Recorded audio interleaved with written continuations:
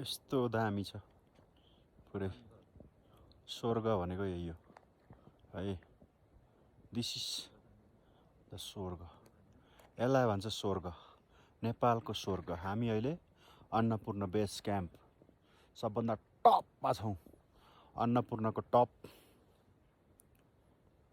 north अन्नपूर्णको top यही नै हो है धेरै जसोलाई यो ट्रेक रुट थाहा छैन 2 दिन लाग्छ तातो पानीबाट हिँडेर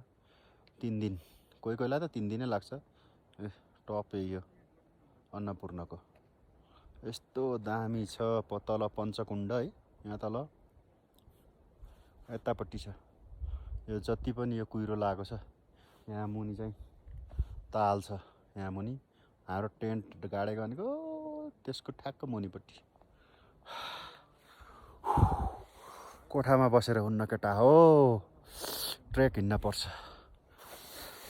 नेचुरल भ्यू हेर्नलाई